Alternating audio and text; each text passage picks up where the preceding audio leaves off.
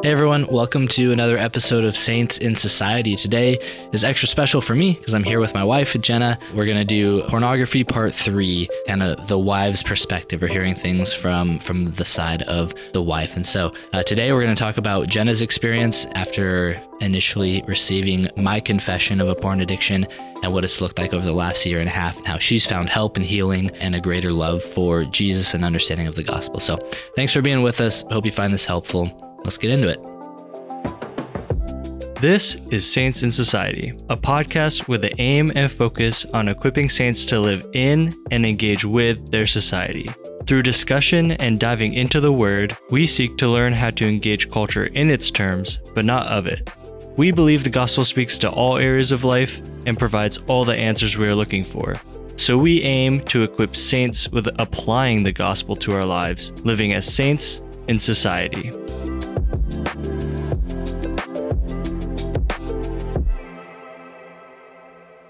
All right, Jenna, we always start off with an icebreaker question, as I'm sure you're well aware since you're our biggest fan.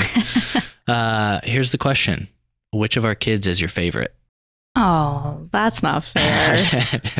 I'm just kidding. No, actual question is, what are 2 or 3 things that are on your bucket list?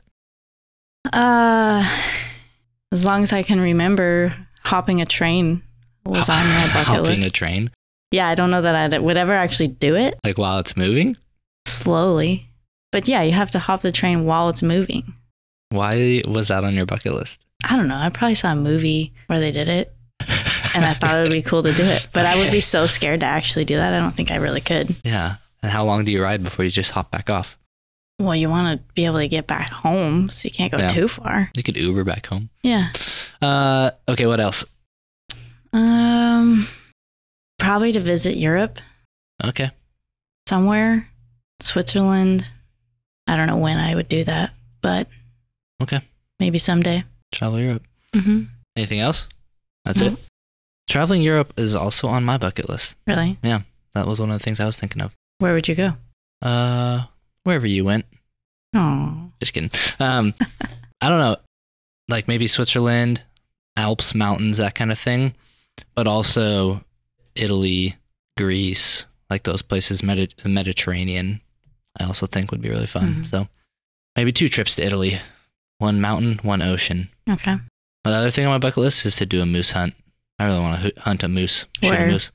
Probably Alaska, because I feel like that'd be the total experience, but you could also do Canada. I think you can also hunt moose in Wyoming, but I think Alaska would be fun. Do like an Alaskan trip where you're fishing and catching salmon and then hunting moose. How long of a trip does that I don't know. take? It'd probably be a week at least. Yeah, and you could do it different ways where you boat in somewhere or they fly you in somewhere and drop you off. But I think that'd be a lot of fun to do an Alaskan moose hunt. Would it scary to be that close to a moose? They're huge, aren't they? They're very large. No, it'd be exhilarating. It'd be like adrenaline. You wouldn't be all shaky? Oh, I'd probably be shaky. Okay. But yeah. And then the other thing on my bucket list is to learn an instrument. It's never too late to learn new skills. You used to play the drums, right? Yeah, kind of. So I could do that again. What would you learn? Either, do the drums or guitar or the kazoo. That could take a while to learn. Yeah. Okay.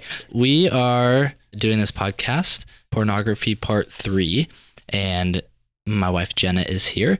The reason for this podcast is, well, one of the reasons is that in our church, it's been really encouraging to see men come forward and confess their addictions and struggles with pornography. But then what we've found is that oftentimes the wife, if the guy is married, feels very alone and kind of left out. There's a lot of almost like trauma response and care for the man, for the husband who confesses to this.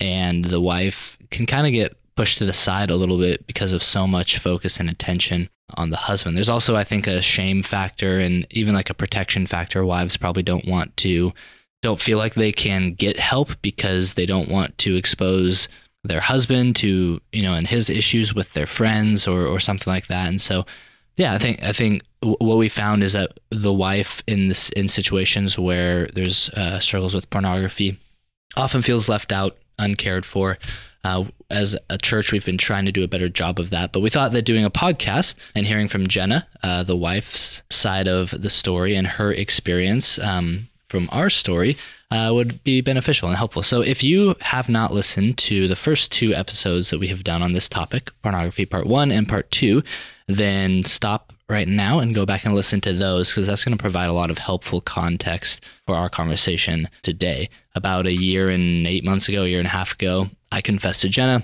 a long-standing addiction to pornography. And so the last year and a half, almost 2 years, has been her and I working through and what healing looks like and recovery and building trust and all that kind of stuff. And so that's like the very short version of our story. The longer version, you can listen to that first episode and I share it there. But what we want to do in this episode is have Jenna share her side of the story, and hopefully it's a resource and an encouragement to other women who might be in a similar boat as she was and is. So that's the goal today. How are you feeling about it? I'm pretty nervous. What are you nervous about? I just want to speak clearly. I want to be encouraging. I want to not bumble over my words. But you're gonna do great. It's important, I think. Yeah. I think you're right. Women can tend to be forgotten in this process, and it affects the wives just as much. So yeah.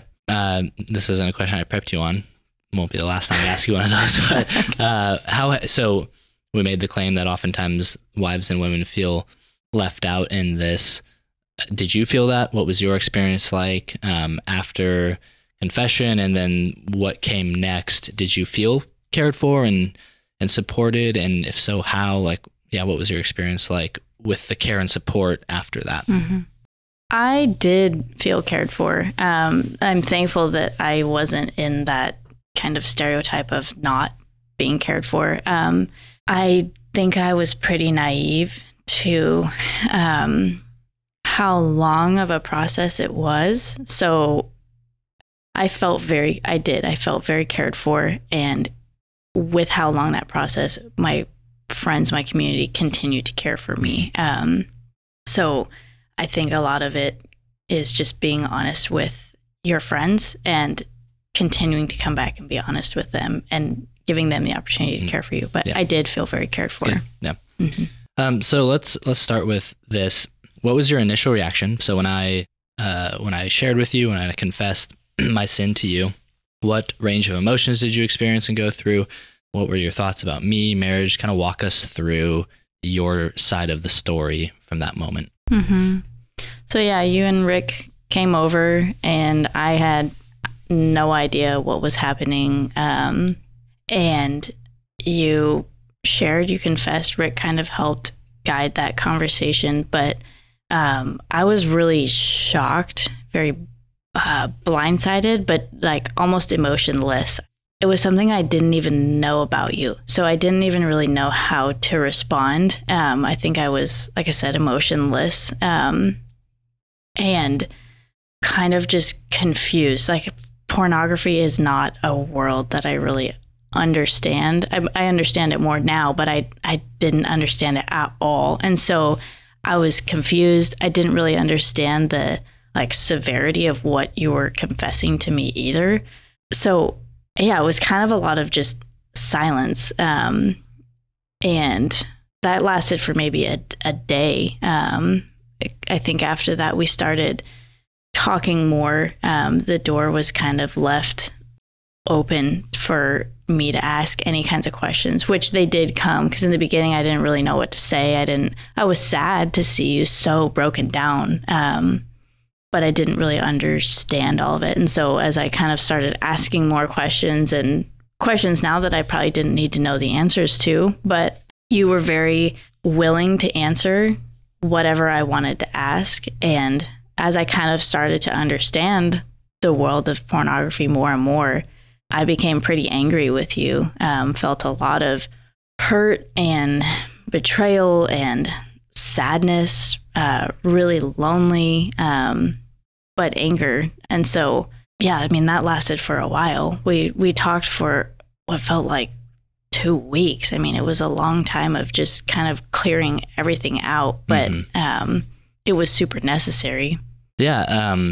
I know that since then you've talked to other women who've had a similar story, similar experience. As you've talked to these women, do you find that the emotions you experienced initially are pretty consistent and common across the board? That kind of shock, confusion, turn to anger, betrayal, hurt, frustration. Have you found that that's somewhat common? Yeah. I think the blind side for sure. A lot of, I didn't ever think that, it would be my husband that has a pornography addiction. So I think a lot of women, it's very common to be blindsided by, you think you know your husband, and then you find this pretty big secret. Yeah. But yeah, the anger, the hurt, the betrayal from the women that I've talked to, that seems to be pretty common. Yeah. So. Okay. How did your emotions around the situation develop, change? So I don't think you still are angry. At times you are, but obviously a year and a half later, things look very different. How have things changed, and what helped those things change? Like, what did the process look like for you after those first initial couple weeks of anger and question asking and getting your bearings? What happened next? Yeah, the anger lasted for a long time. And anger doesn't have to be, I'm yelling in your face all the time. Like, anger can look a lot of different ways, and it doesn't necessarily have to be a bad thing. The gift of anger is passion. And so I learned that it's okay actually to be angry at you, and it is a good thing, because it means I'm passionate about something. I'm passionate about the ways that you hurt me. I'm passionate about what I think our marriage should look like. And so it took a while to understand that it's okay to be angry at you. And that lasted for a long time. Back to in the beginning, like when you first confessed, one thing that felt weird was we would have every once in a while, like, good moments. Like it would feel natural between the two of us. Like, I would want to be around you. I would be happy to be around you. We would laugh and have jokes and stuff. And that did not feel okay. I remember thinking, like, this is a really hard season right now. We don't deserve to have these happy moments because we haven't gone through the whole healing process yet. And so I had friends who told me it is okay to be happy with your husband. That's a good thing. You should be okay with that. It's a good thing. But I didn't quite know how to be with you in front of other people that didn't know what was going on. So it was a really small group of people that knew right after you confessed, and it kind of stayed that way. And so it was weird to go to church and to be around you and to not necessarily want to be happy around you, to be excited to see you, but constantly worrying, like, do other people see my fake happiness towards you? Or it didn't quite feel okay to have good days with you or good moments. And then I didn't know how to be around you in front of other people that didn't know what was going on. Yeah. If maybe felt like you were putting on a face or a mask for the outside world when there was this internal turmoil or stuff going on inside that you didn't quite know what to do with. Yeah. And then it came to a point where I didn't like not sharing that part, because I want to be honest and transparent with people. And that was a big part of what was affecting me in that time. And so it was hard to be around family specifically, and to kind of have, that fake happiness, but to not be able to share. Cause I felt strongly that it wasn't my place to share your sin. And so we had to be on the same page about when we're going to start telling more people. And I think that was hard, having to wait until you were ready. I think it took you a little while to be ready for that. So it made it weird to be around people, especially because I was ready to maybe share that part of what I was going through, but I was scared to overstep maybe what you were ready to share. Yeah, that's good. What were some things people told you in the early stages that you found to be true and most helpful? So if there's someone listening right now who, like, very recently their husband has confessed this, or they're in these initial things, what would you want someone like that to know? What were things that people told you or that you realized early on that you found to be helpful? One thing is that I was told was that the initial sting of first confession is not enough to stop this sin. So after you first confessed, it was hard, and you didn't confess again for a long time. And I think maybe we both thought, it's out, we're broken, we're hurting from this, it's never going to be a problem again. And we were reminded that that's not the case. Yeah. There has to be a heart change. It's not just enough to see the other person so broken by your sin that that's enough to make it go away. And so that was, I can say now, and almost 2 years later, that was really good to hear. And I would say that to somebody if they're finding out for the first time, is that I hope something never happens again, but there's a good chance it will. Yeah. And so not putting your hope in that this one-time confession is the only time you will ever have to talk about it again. Right. And with that, I was also told that it's going to be a long road. I don't think I understood what that meant, because chances are it will happen again and again and again and again. And there will continue to be confession and conversation around it. And that creates a really long road, a long healing process, a lot of building trust and breaking trust. And I can also see that now, almost 2 years later, that it has been a really long road, and it continues to be a long road. Yeah.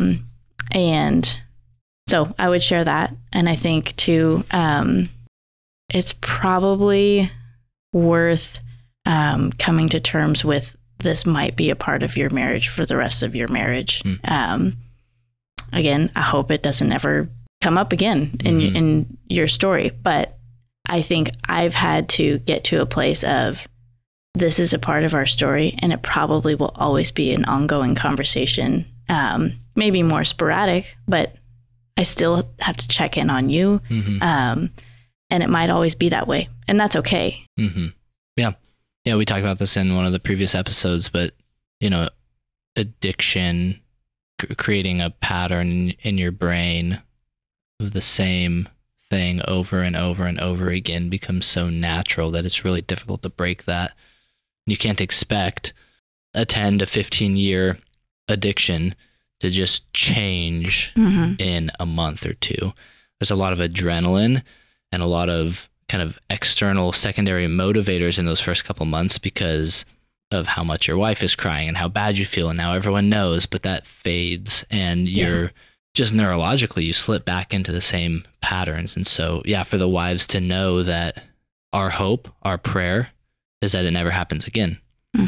And we believe that Jesus has the power to make that a reality. We believe the Spirit can change a heart so drastically that neurological brain pathways don't matter because of the Spirit's power. We believe that can happen, and we pray for that. We want that. We long for that.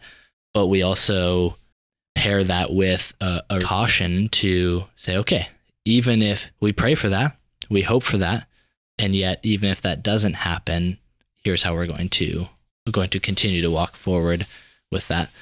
So it's been a year and a half. How do you feel now? How have things changed? What has the almost 2-year journey been like for you as far as healing, rebuilding trust, your thoughts towards me, your feelings towards me? Like, what are things like now, and how have they gotten to be there? Things are a lot better now.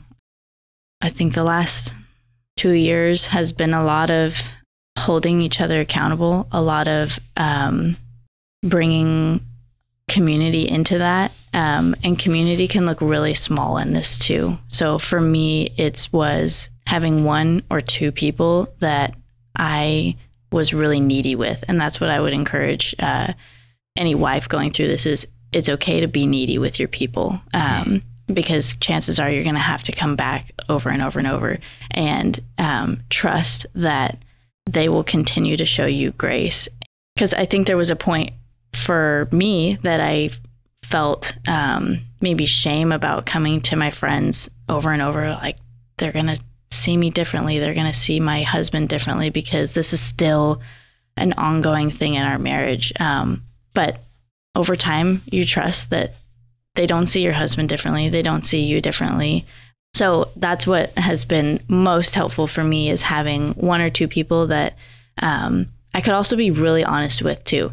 and say, like, verbalize how angry I was at you. Because I trust that they don't see you any differently, I can be totally honest and say things that probably I don't need to say, but sometimes it's good to just say it out loud. So having those people consistent, I would say consistency for sure. And then there's a ministry called Tin Man that we both did. It was recommended that we go through Tin Man, which is just like one-on-one coaching or counseling. Yeah, it's technically not counseling, but coaching. Yeah. Which I would say was more helpful for you than it was for me. Still learned things, but it was a place where you could learn about yourself, kind of learn your story. I would say ever since I've known you up until confession, you've been kind of an emotionless guy. And that I guess I just got used to, but by going through your story, you kind of learned maybe why. I mean, you learned who you are today, and just kind of how we were raised has a lot to do with who we are today. And so it helped me really understand you. So maybe it wasn't so helpful for me, but I learned a lot through what you were learning about yourself too, which helped me understand kind of that world of pornography more, triggers, kind of situations maybe that I could be watchful for. And I mean, this was something that was a part of your life well before we knew each other. And so learning maybe what brought you to that place even. Today is a lot better than where we were, but it's still a conversation.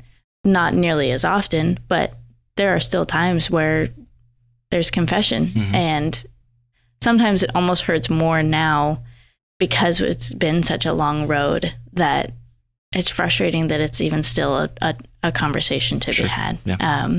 But I think the more that you confess, the easier it is for me to hear it, to respond to it. Maybe it's initially I'm angry at you, but that quickly fades to grace and forgiveness. I think that today we still have conversations about it, but not nearly as often. Sure. Something I was thinking about, oftentimes wives can take, I think understandably so, their husband's addiction to pornography very personally and feel like there's something maybe wrong with them physically, or they can feel a lot of shame or insecurity about the way they look, or, those kinds of things. Did you feel that? Did you experience that? What was helpful in dealing with that? What did that aspect of this look like for you? It really got in my head of just, what do you think of me? What do you see in me? Does it change the way you view me? And that came out a lot just through intimacy. It's such a vulnerable thing in marriage that is really affected through pornography. And so I would say that's where I noticed it the most, was at a time where you're vulnerable, in a space where you want to feel confident. It kind of shatters your confidence. It can shatter your confidence. And I mean, I had thoughts of, if we don't have sex, is something else going to happen? If I do or don't do something, or is it going to send you back to where you went? And that's really hard. I mean, that's really hard to battle with. And then that's where a lot of the trust gets built and then shattered again, is through sex. I mean, you don't just get to stop having sex because your husband confessed to an addiction to pornography, which is what I thought you could do. That's something that I was kind of called out in, was I thought that I could kind of keep that from you until you proved yourself to not have a problem with this anymore. And that's not fair. I mean, that's not loving you unconditionally. And so I think we have to believe in God's unconditional love towards us and be obedient to that through like being intimate. And that's incredibly difficult. I would encourage wives, that's incredibly difficult. So yeah, I would say it affected my my confidence, specifically in the bedroom. So how did you work through that? Like, what did you find? What did people tell you that helped with that? What encouragement would you give? Because I'm sure there's others out there who are feeling the exact same thing. So kind of hope or encouragement would you offer? I think back to the unconditional love. If we truly believe that we are loved unconditionally, then here's a pretty incredible way to live that out and show your husband that you believe that. I think that was a huge area that I had to really trust and believe that God would use that to heal me, to heal us, by choosing you in an area where you're choosing something else. Here's an area where I'm saying I choose you. There was a time where I remember telling you, I know this is not about me, but it does affect me. And that is, I would say, specific to our story, because this was something that was a problem for you before I knew you. So I think over time, the more that you had to confess after that first initial one, it kind of was a way of proving to me that this is an addiction. And so there's a reason that you keep coming back to it, because I did get to a place of trusting that you do want me more than going to pornography. You would choose me over pornography. There was I got to a place of really believing that. And so I don't know if that makes sense, but the more that you came to me and confessed it to me, I think I saw that this really is something that is wired in your brain, and there's a reason that you keep going back to it. And so it definitely affects me because it's hurtful and it's personal, but I also realize it's not about me. And again, I think it was helpful for me to get to that place because I knew that this was a history for you. I don't know that that's everybody's story, but and that doesn't excuse the sin, but it's helpful in understanding. That doesn't make it okay. It doesn't justify it, but maybe it helped you wrap your mind around just understanding it a little bit more. So yeah, another question you're not prepped for, but I thought about it when you were talking. I think often I've heard a lot in situations like this where men are encouraged maybe not to confess to their wives or not to have their wives as an accountability partner, that it puts a lot of burden on you to be getting covenant eyes reports and to always be wondering and for to always have to be hearing those. It's like, confess those things to some guys and then you just trust and know that I'm doing that. What are your thoughts on that as a wife? How much do you want to know, and how much are you okay with other men in my life knowing and you trusting that? Does that question make sense? I think so. In the beginning, I wanted to know everything. Yeah. I wanted to know anytime a thought popped up in your head, because I didn't trust you. And so any information that you were willing to give me was a chance for me to kind of build trust with you. So I wanted to know every thought that you had about it. I think over time, I've learned I don't necessarily need to know every time you have a tempting thought, because that doesn't always lead to something. Right. Which is where I think you having guys that you can bring those thoughts to is helpful. But yeah, in the beginning, I wanted to know everything, but I also wanted you to be telling everything to somebody else too, because I think maybe the wife can get to a place of, now they can be like obsessively cautious of, I have to watch for the next time this is going to happen. I can't let this happen. And a lot of, people I know we're busy, we're moms, we're working, we're doing all kinds of stuff. And here's another thing on top of our list of to-dos. And it's exhausting. Yeah. It's not on us to be consumed with, when is it going to happen again? Sure, we should be cautious and watchful, but there's no need to obsess over it. And so it brought me a lot of peace knowing that you had somebody else that was either holding you accountable or you were continually confessing to. Yeah. And I think that kind of has switched to where I don't feel like I need to know everything now, but I do want you to be telling everything to somebody. And so, yeah, in the beginning though, was helpful for building trust. Yeah. That makes sense. one other thought about trust is I noticed my trust would build for you when I didn't see you for your sin. When I didn't see you for your sin, I was able to see that you are forgiven. You are just as much in need of grace as I am. And it helped me be able to build trust with you. Yeah. No, that's helpful that when you see people in your life as Christ sees them, clothed in righteousness, purity, and holiness that he's purchased for us on the cross, then sin still has an effect, but that sin doesn't identify them. And so it sounds like what you're saying is that you had to work to not see me as a sinner, but as a saint who was struggling with sin, and sin that was really hurtful and had an impact on you, but that didn't define or identify me. Is that kind of what you're getting at? Yeah. Let's keep going on that. How would you speak the gospel in this situation? What would your encouragement be to women out there who are in your shoes, who might someday be in your shoes? What gospel encouragements would you give that were helpful for you during this process? Yeah.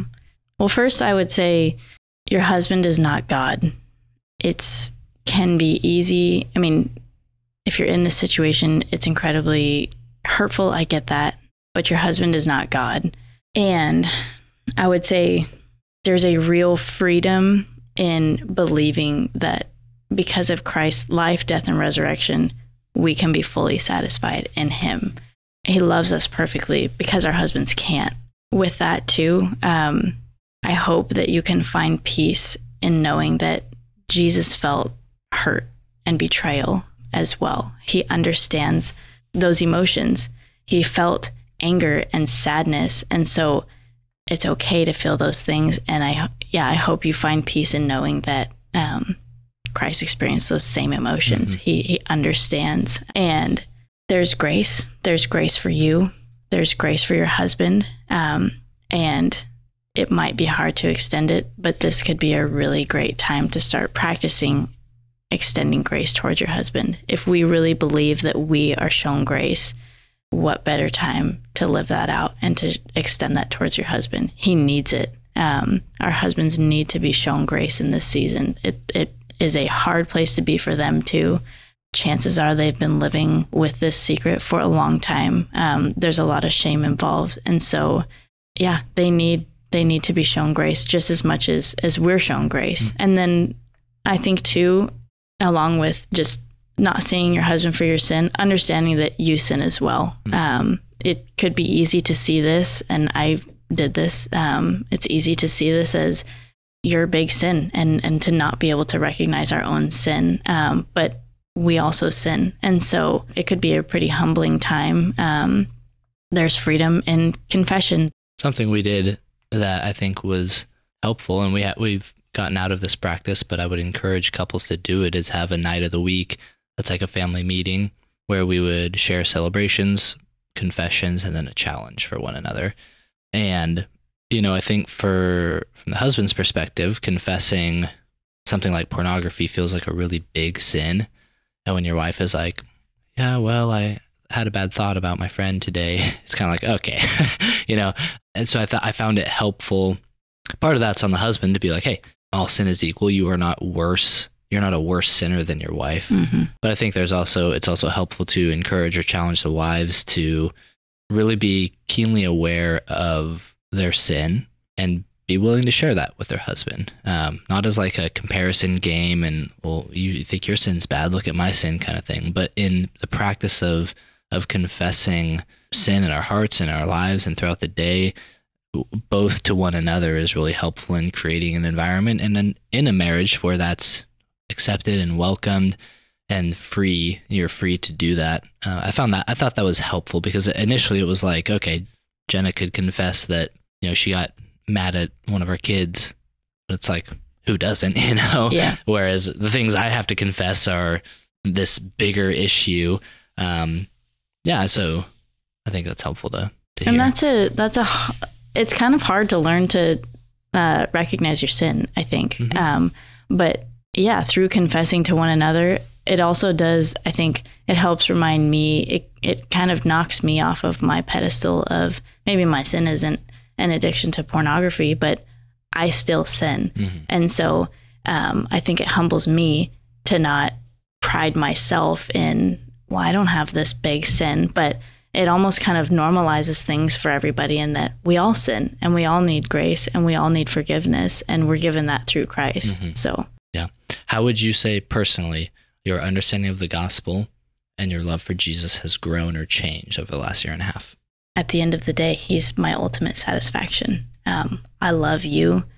I will always choose you, but I know that we will fail each other. And I know that Christ will never fail me. He has never failed me. And I think that has grown a deep love for him I think that's how it's supposed to be. I mean, I've learned that, my trust in him, he wants me to trust in him because he won't, I keep saying he won't fail me. And that's been a big way I've understood the gospel, I think. Understanding my sins. I think the last 2 years I've grown in understanding my own sin and my own need for grace too. And that's helped me extend that towards you. But understanding the gospel, and Christ chooses me too. And I need grace and just as much. So yeah, that's good. And I think you've said this before, and maybe this is helpful for people to hear. You would much prefer marriage today, with all of the pain, the difficulty, the confession of sin, the struggle, the feel like crawling, the trust building and breaking. You would much prefer that than marriage before, right? Oh yeah. I would not want to go back to what marriage looked like before. Yeah. There's been a lot of growth and health, I think, to our marriage that has come through pain and brokenness and difficulty. And that's the gospel, right? The life that Jesus provides only comes after he dies the death we deserve. And so confession and the months and years that come after it feel like death, but they actually lead to greater life in marriage. And I think we're experiencing that in ways we never knew we could. And so whoever's out there listening, I would encourage you, I think we both encourage you, husbands, confess your sins to your wife. If you're still holding on to something that has been in hiding, please die the death of confession. It's painful, it's hard, it's broken, it's messy, but there's life and health and healing on the other side of that. And wives, you're loved, you're seen, you're cared for, and hopefully you know that God has not abandoned or forgotten you when it seems like all the attention or focus is on your husband and his problem. And so, do you have anything else you would add? Any closing thoughts? Anything you were hoping to talk about that you didn't get to? I would just say that if you are in this situation and you don't necessarily have those one or two people, I would be more than happy to talk with you, to talk, listen, share anything else. It's just really important to have those people. So if you don't, please reach out. I would be more than happy to. Great. Yeah, you can get in contact with Jenna by reaching out to Zach, who produces this, and his contact's always in the show notes, and he'll pass your message along to Jenna. So yeah, thanks Jenna for being here.